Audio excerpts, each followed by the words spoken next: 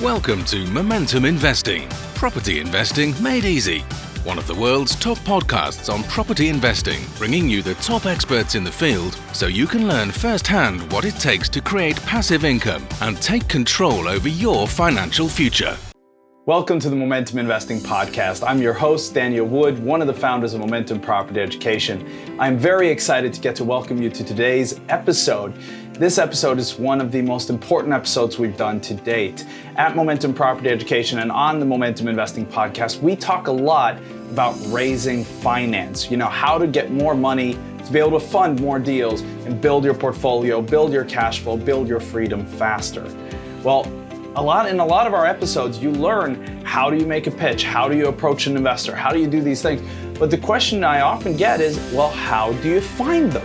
How do I find these investors? How do I find these opportunities? How do I get this connection?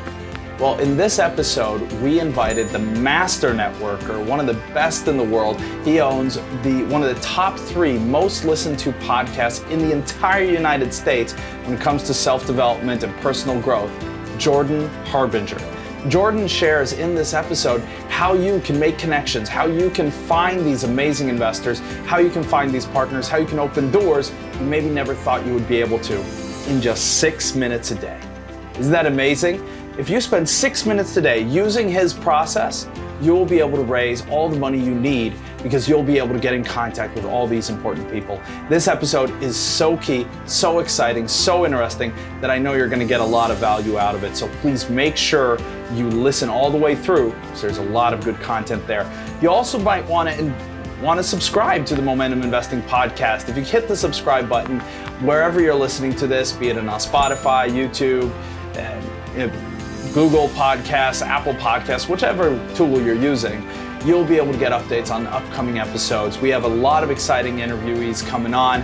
In the past, we've interviewed amazing people like Kim Kiyosaki, Simon Zucci, Seal Stanford, and now, of course, Jordan Harbinger. So this episode is going to be very, very important. So make sure you listen to the end. I know you're going to get a lot of value. So without any further ado whatsoever, let's get into the episode. All right, welcome to the Momentum Investing Podcast. I am super excited to be here with you, Jordan Harbinger. Thank you so much for joining us. Yeah, thanks for having me on. I appreciate it.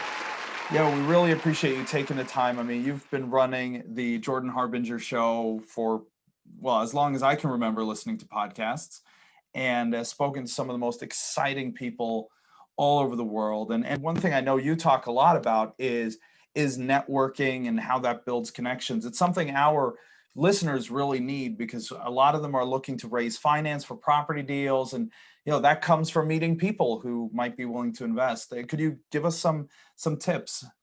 Sure. So a lot of people, they don't like networking, and I get it, because a lot of times when we think networking, we think of those like really annoying people that always are selling themselves. And it's kind of like this irritating pitch, where they walk up to you at some stupid mixer and they're like, hey, when you need a used car, give me a call. When you need, here's my card. Yeah, here's my card. Give me a call when you want to learn how to invest, or, when you're investing for retirement, stuff like that, just garbage. And nobody who is a normal person really wants to be that person. So we say like, oh, I don't want to deal with that. I don't like networking. It's awkward. Maybe I'm shy. Or, we're business owners and we say, all right, I've got a list of 100 things to do. 99 of them, I have kind of a rough game plan of how they're going to get done. Networking, what does that even mean? Do I have to go to events? I don't know. So you deprioritize it because it's kind of a black box or hazy, foggy. And then you just never do it because anything that falls to the bottom of the to-do list, you never have time to get to those things. So no, I agree. I have one of those lists that I just call it my ideas for the future. And that's where I let things that I know are going to die just kind of go. Yeah. It's the someday maybe list. And then like on Christmas Eve or New Year's Eve, you're waiting for the ball to drop and you're in the bathroom and you're like, I'm never doing this. Delete. Exactly. Delete. And then at the end you go, that felt good. I was never going to watch that documentary on my to-do list, or I was never going to listen to that episode of that podcast, or I was never going to, watch that whatever it is on there. I was never going to do that thing.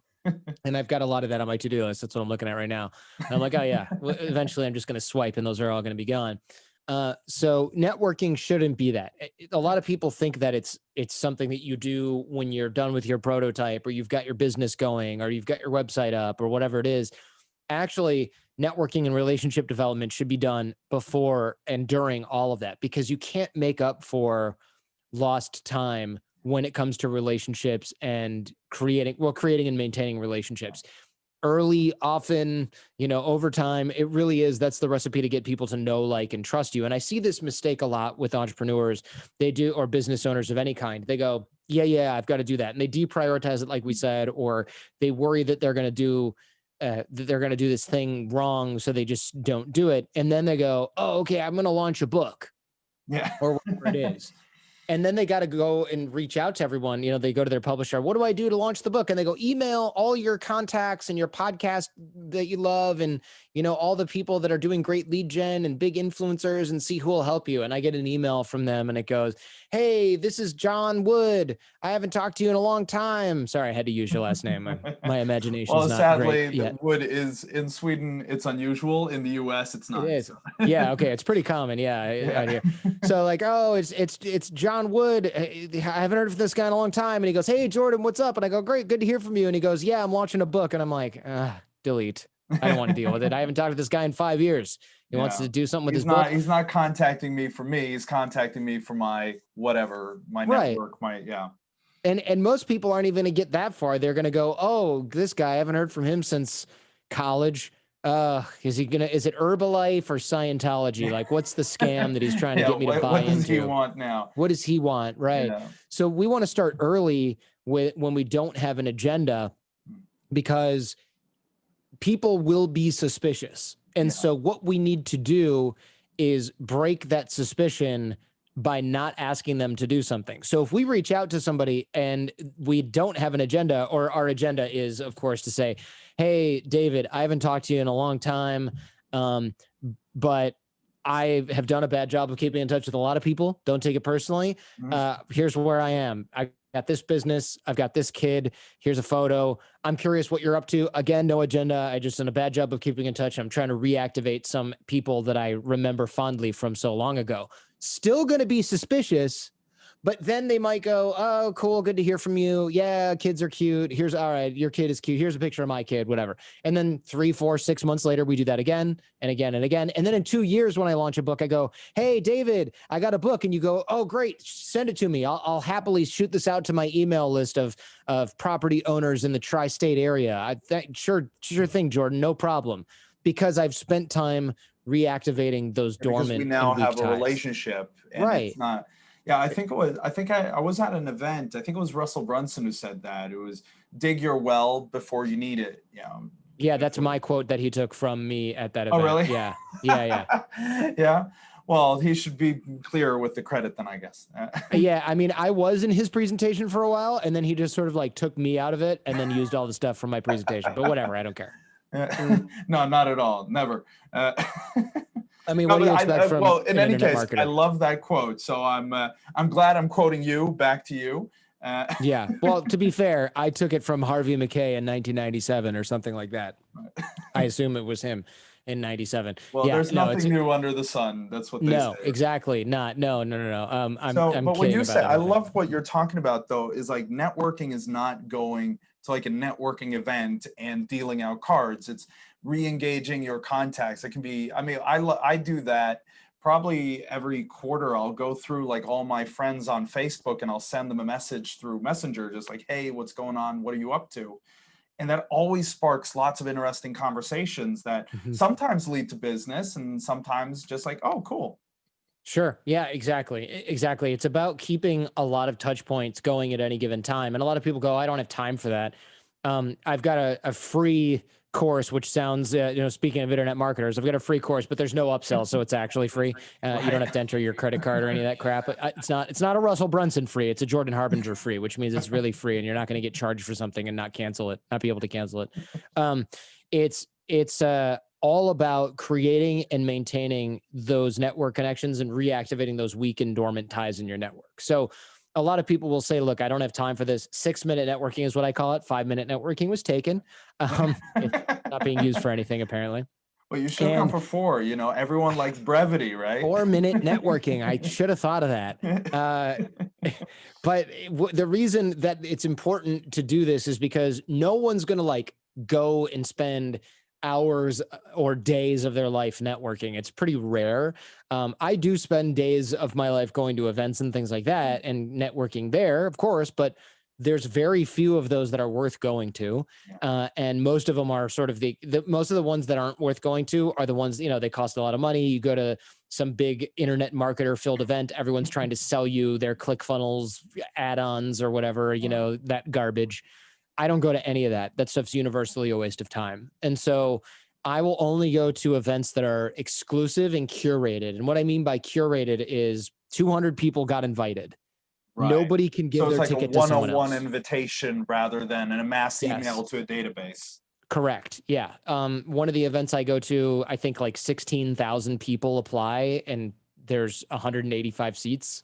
Wow. So it's, really like it's an interview process and, you know, to get in. Yeah.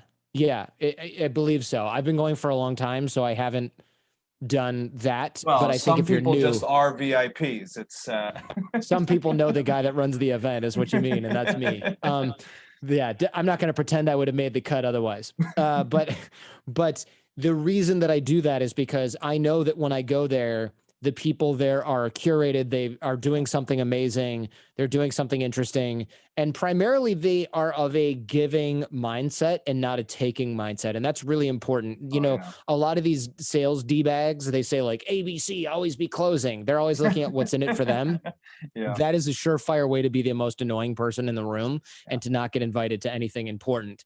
I prefer ABG, always be giving or always be generous. So when I'm networking, I'm looking, who can I plug in Daniel with? Oh, I know this other person who would be really great for this, or I know this person who can do that. Or, oh, you mentioned that you were trying to sell your property in this area. Maybe I should point to this person who's a specialist in that property market. I'll introduce you guys. I don't go, what's in it for me? What can I get from them? Am I going to get a referral fee? I just plug you in, and I do that all the time. I do that every day of my life, right? Once or twice. And then the next time I have someone that can help you, I'm going to call and put you guys together.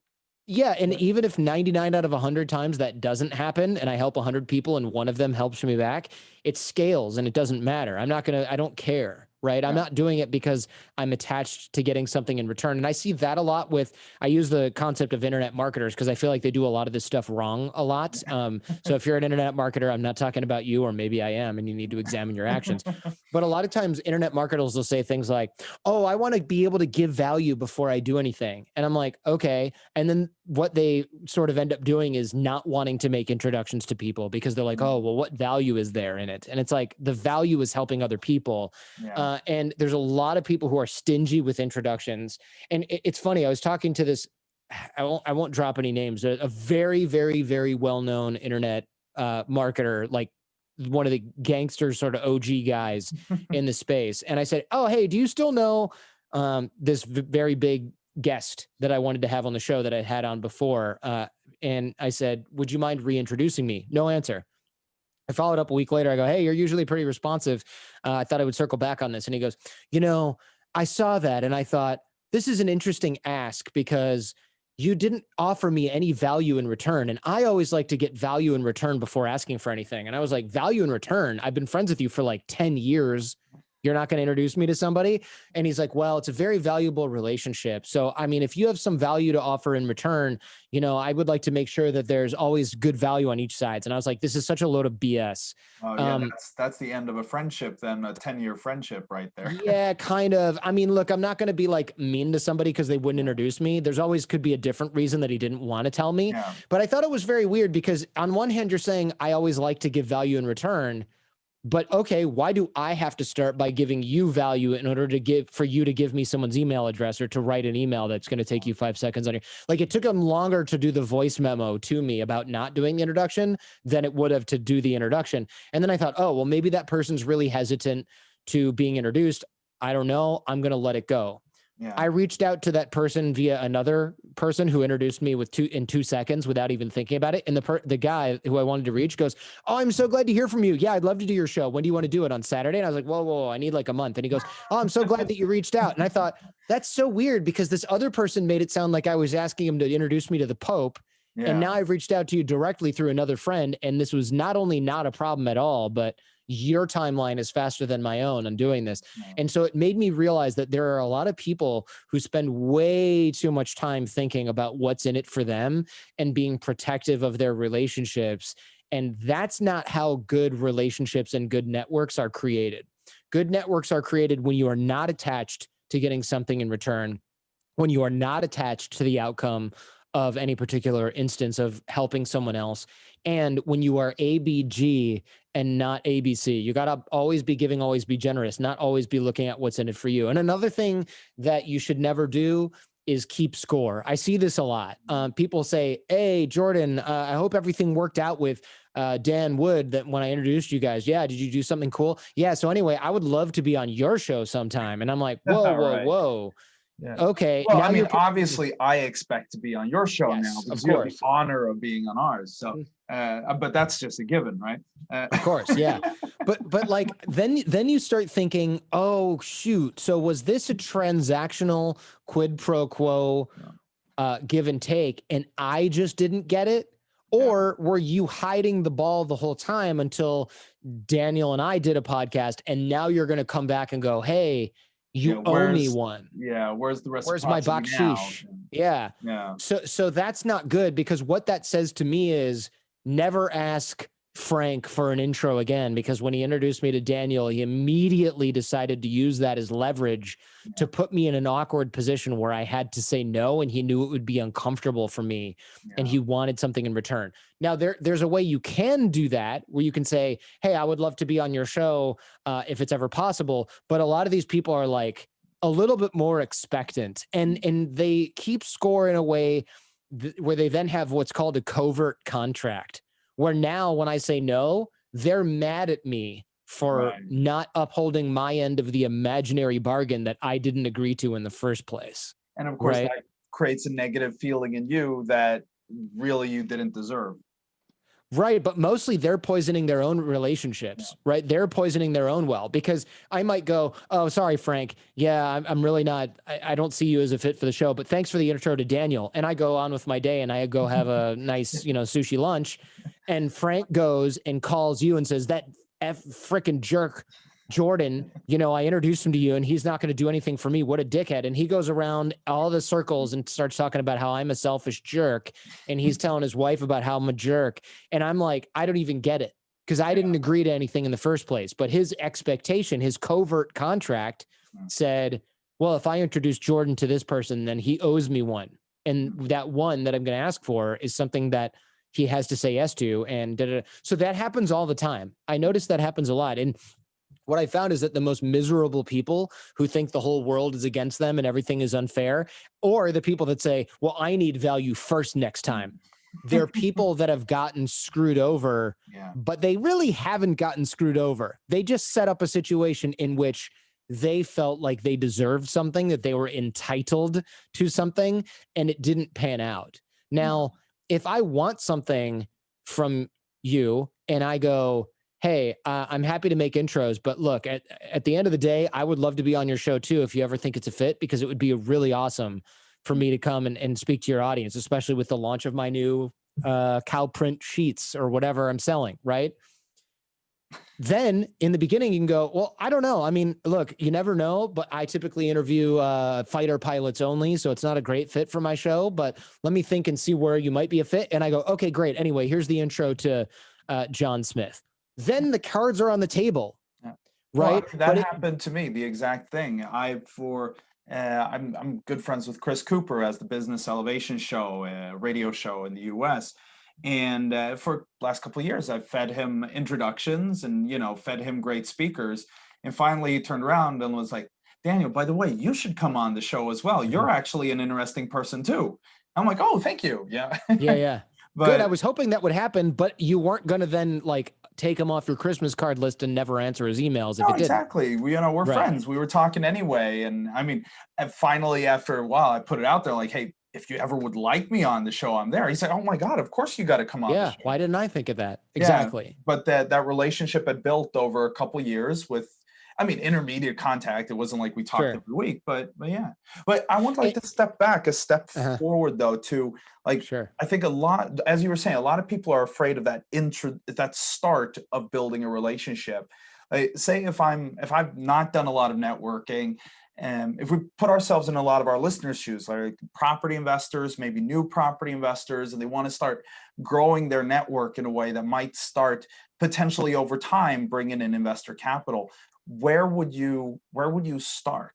Because they might not get that invite to that curated event, or that's something you work your way up to. I would say that the primary place to start is to start with something that's easy, not necessarily something that's going to be hyper effective. Like, okay, first go to all these high-end networking events. That's just asking people to jump through a hoop that's 100 feet in the air. Never going to happen. Even if they get to come to the event, they're standing there with, well, I mean, they're not playing at the same league. Yeah. And occasionally that happens. You meet somebody who's like new and you go, oh, okay, I'm happy to sort of dip my toes in the water or like introduce that person to my circle a little bit. But if they have no contact anywhere, it's a little tricky, right? Yeah. So I say start off with something really easy that you can be consistent with. A lot of people go, oh, I do a lot of networking on Mondays. I spend the first Monday of this, every third month, I take the whole day and I email 180 people and I make 20 phone calls or whatever it is. And I'm like, oh my God, no one's going to do that. You have to take a whole day off from your kids, family, and work to do that. Yeah. No, thanks. The reason I call it 6-minute networking is because if you are spending more than 5-6 minutes a day doing this, you're just not going to do it. Right. You're going to be like, ugh, I don't have time. Oh, there's too much shit going on. If I can say that on your show, there's too much stuff going on. It's right? Okay. It's not a kid's show, so we're all right. So what I recommend people do, the first thing I would say to do to kick off some of the rust is, and this is a little bit of a longer exercise, but it doesn't have to be, make a list of 10, 15 people that you have lost touch with that you think are really good people that you should have kept in touch with. Your old boss, your friend's father who was a business owner from back in the day, this investor that you lost touch with over time, your college guidance counselor, career counselor, whatever it was. Right. So not just like your college drinking buddies, but actual interesting contacts kind of thing. It doesn't. It can be your college drinking buddies if you lost touch with them. You never know where opportunities come from, and then reach out to those people now while you don't need anything, because that goes back to our first and earlier point, which is, hey, a lot of people don't really. They haven't heard from you for a while, so they're not going to trust what's coming out of your mouth. Yeah. So you want to sort of kick that up. The reason I the Russell Brunson quote there then. Yeah. Yes. The Russell Brunson, dig the well before you get thirsty. What I would say is the reason you do this is you make the list now and reach out while you don't need anything, because it kicks off some of the rust, right? You get some momentum. You'll be pleasantly surprised. Like people go, oh, reaching out to these cold contacts, I don't know. When you make the list and you reach out to these people now when you don't need anything, you'll find that a lot of them are like, oh, great. I haven't heard from you forever. How are you? And you go, oh, this isn't that hard. This isn't a tough thing to do. It's not awkward. People aren't like, what do you want, you jerk face, right? They're not upset with you. So they say that to me, but that's just because I'm me. Yeah, of course. Yes. I would say, the way to think about this list is, if you got laid off tomorrow or your business collapsed, who would be the 10, 15 people that you would reach out to for advice? Right. Those are the people you want on this list. So college drinking buddies, maybe, but they might be towards the end of the list.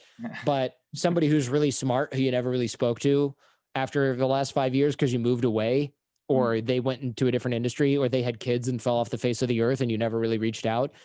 Those are the people you want on this list.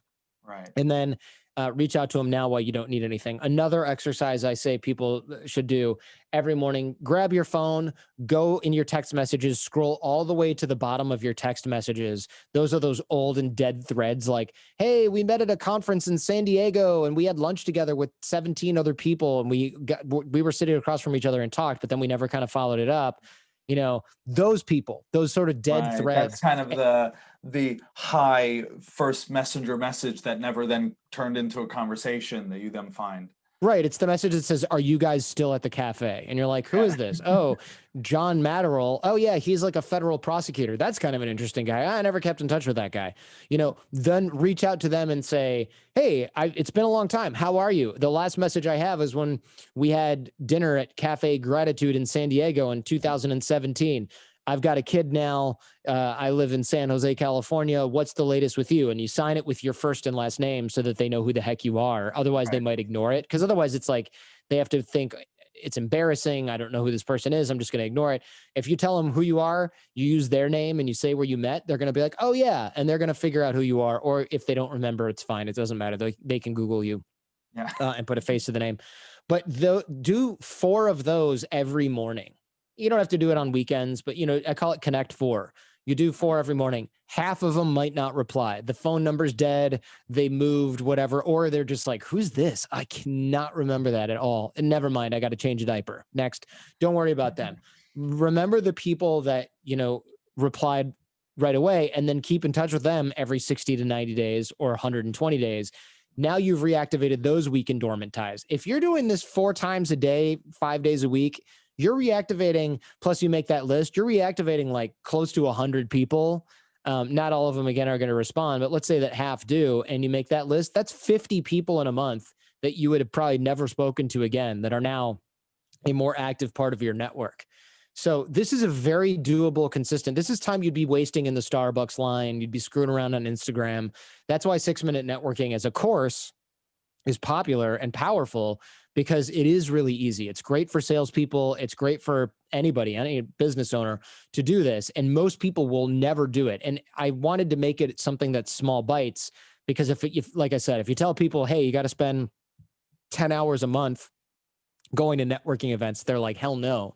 But if you tell people, "Hey, you're going to spend 6 minutes a day doing this," they're like, "Oh, I can," or 10 minutes a day, right? Like I can handle that. Well, I mean, if it's 6 minutes a day and they're like, "Oh, I'm going to overperform and spend 15 minutes," I mean, that's still just 15 minutes.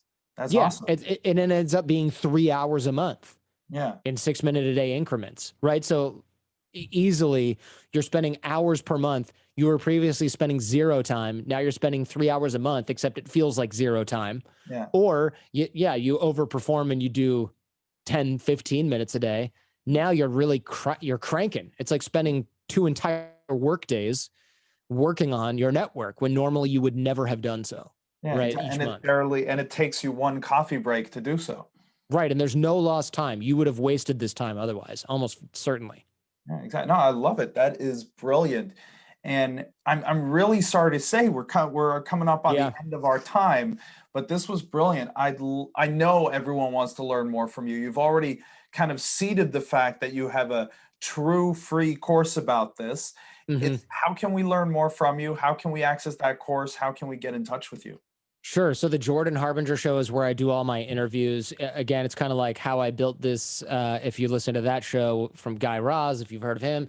But 6-minute networking is at jordanharbinger.com/course. Again, it's free. There's no upsells of any kind, honestly. I just do it because I teach a lot of students. I teach a lot of military special forces. So I built the course and I decided, why not open this up to everyone? It might as well be for free for everyone.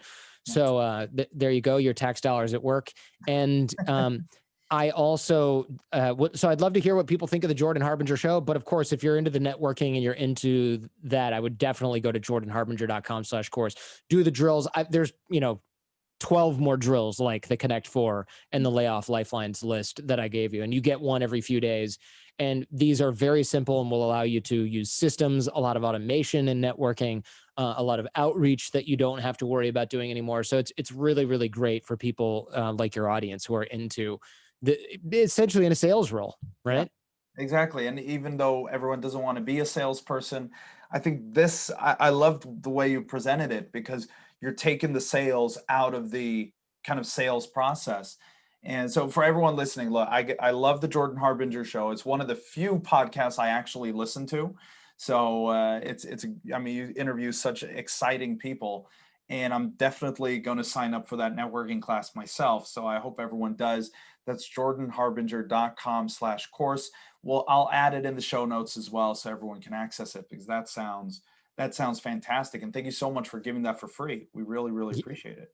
My pleasure. Yeah. Thanks for having me on the show. I appreciate it. Yeah, brilliant. Thank you so much. And thank you everyone so much for listening. Stay tuned. I got some exciting news for you in a moment. Wow, wasn't that amazing? In 6 minutes, you can start raising finance and grow your portfolio. Jordan really has some great advice, so make sure you sign up for his free course, get that value, and keep growing on your journey. Now, I'd like to invite you to join us and to take that next step. So we've created an online course about the 3 simple steps to property investing and the 3 most important, most common, I should say, mistakes new investors make and how to avoid them. So by signing up to that free course, you'll learn how to build your property portfolio, how to avoid mistakes that I made starting out, and really get to that goal that you deserve. You can find the course at momentumgift.com. So it's completely free, no strings attached, momentumgift.com, and you'll get to learn how to build your property portfolio. It's a very, very exciting course. I hope you enjoy it. And now for our next episode next week, we wanted to get back into the property kind of investing details. And one of the challenges that a lot of us international investors have is that we're investing in different currencies in different parts of the world. So how do we stay safe? How do we make sure that we're always optimizing for that safety, for that security? Well, that's why we asked none other than Nick Burns, one of the founders of a new Forex trading company. He is a very experienced Forex trader. We've worked with him for years, and he's going to be able to help you take that step and grow and make sure you stay safe in currency exchange situations. So listen to that episode. Make sure you subscribe to the Momentum Investing podcast so you get an update the moment the episode comes out on Tuesday next week. I'll see you there.